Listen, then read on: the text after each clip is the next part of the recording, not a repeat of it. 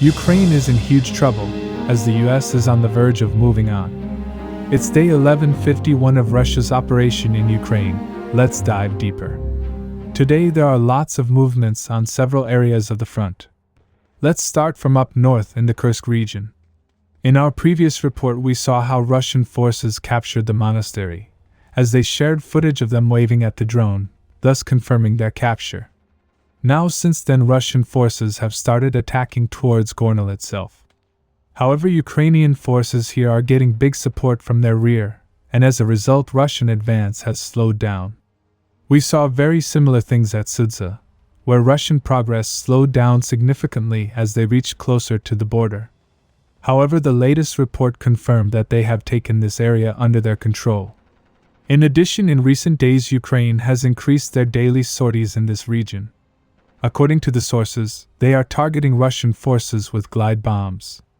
However, Russian air defense crews are fully prepared, as they were able to ambush Ukraine F-16 recently. Now moving to the Capansk front. Here's situation has become more complicated. As I explained to you in one of my previous reports, Ukraine deployed some of their units to this area to stabilize the front, which has resulted in strong Ukrainian positions on this front. However, Russian forces have not abandoned this offensive. They are attacking in several areas. Just few kilometers north of Capansk, Russian forces continue to attack westwards. Looking at the topography, we can see that they are moving towards the higher positions. Latest report from this sector claims they have taken this area under their control. Now at the second axis, previously we saw how Russian forces cut one of the supply roads to Maryinka. In the last 48 hours they increased the pressure towards the village. Today reports confirms they have taken this area under their control. Now moving southwest of Kursk. Recently more and more Ukrainian sources have acknowledged the Russian success on this flank. They claim their forces are fully aware of Russia's plan of attacking Avdiivka.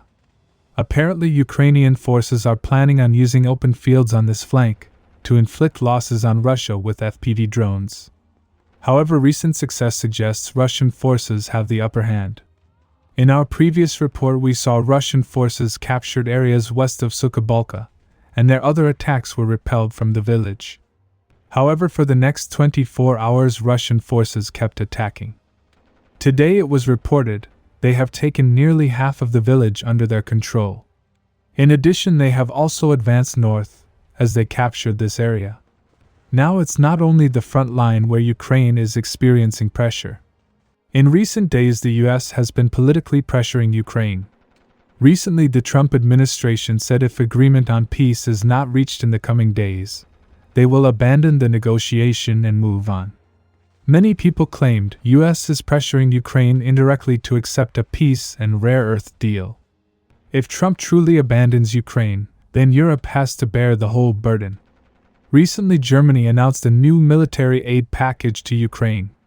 On the other hand, Japan will give $3 billion from the Russian frozen assets to Ukraine. Subscribe for more frontline updates. Let me know your thoughts in the comments down below.